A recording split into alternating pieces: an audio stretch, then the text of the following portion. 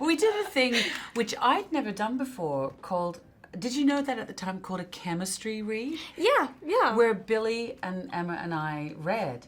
And as soon as Emma left the room, Rick said, well, that's the one. Really? And so it was kind of an immediate thing, and I think Rick sort of picked that up. And you know, it's hard to be objective about. I mean, it just seemed very effortless. Like Emma's very composed and easy, and I think, you know, you had a really great, just watching you and Rick work so easily, and Thank you. You know, a great intelligence and really, you know, a great sense of the character and of what her function was in the scene. And I mean, that's something that, you know, you get to my age and you still haven't learned.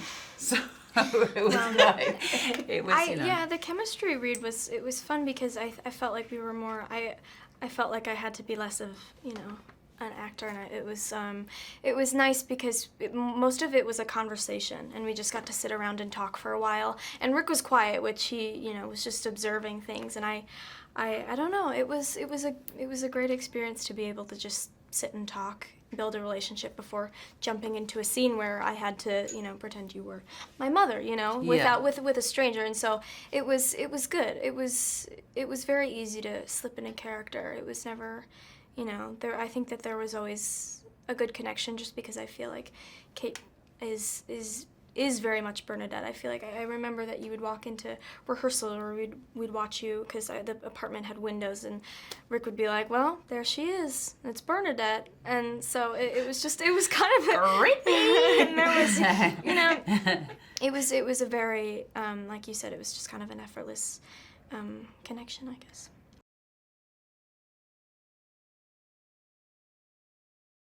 I think that Bea is really the only person who's on Bernadette's wavelength. And I think that's because she's a chip off the block, you know. She is very much like Bernadette. She gets some of her sane qualities from Elgin, but I think that, I mean, that's her mom, you know, and that's her heart. And I think that she's the only person who, you know, throughout everything that Bernadette goes through never questions her.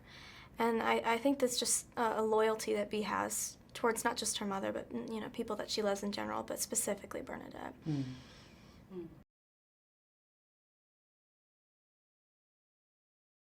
Children, you know, I have 4 of them. They keep you humble because they're so honest, and it's often the conversations that you have with your children, particularly in the car. You know, I think those relationships, that relationship in the car is quite recognizable, I think, for a lot of parents, is you do have the DMs and the to come to Jesus moments with your children in the car. And they're the ones who will say, you really shouldn't have said that. Or don't worry, I don't know why you're so worried about that. And it's when your children say it to you, that's when you want to burst into tears. And it's often you can't have those direct, you know, heart-to-hearts with adults because life moves so quickly and we're responsible for so much, whereas kids often cut straight to the chase. And I definitely think that's a texture to the relationship between Bernadette and Bea.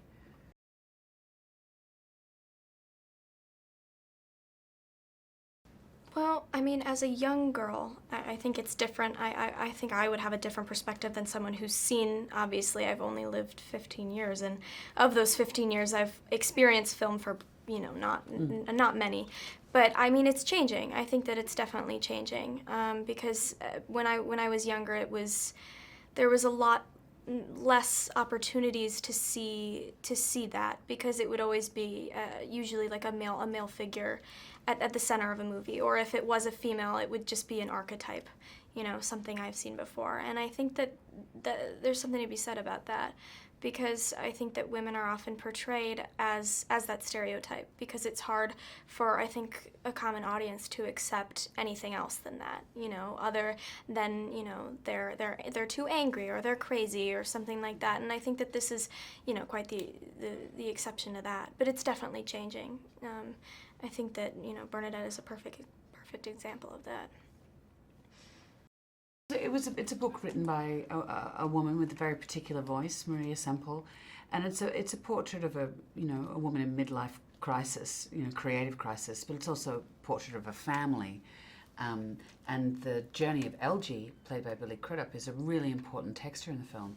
So I really welcomed Rick's perspective on that as a parent, Because if you look at his body of work as as a filmmaker, he's often looking about the child-parent relationship in some form, and so it's not that I think men can speak to that too, because Bernadette's stuck, but LG's also stuck, and it's not really till he experiences professional failure that he and Bernadette can come back together.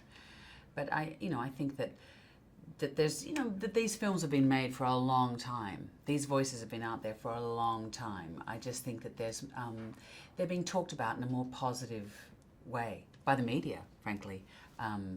Which is great because they have a chance to move into the centre of the mainstream rather than being seen as a niche experience.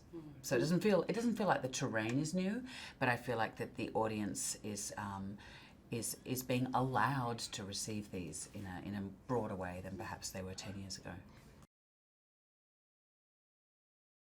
悩み多き主婦バーナデット、建築家の夢を捨て家族に全てを捧げて生きてきたけど Honey, are you getting enough sleep? Sleep? What's that? 夫、娘、ママ友にいつも振り回されて Your hillside just slid into my home! もう限界 Bernadette! She disappeared. Bernadette. まさかの逃亡 So step aside, because I am about to kick the hell out of life. I'm gonna get my gear. To launch my second act. I have this one shot. It's twice the challenge anyone ever imagines. もう一度人生を輝かすシアトルから南極への大冒険 Just thinking about it's got my heart racing. バーナデット、ママは行方不明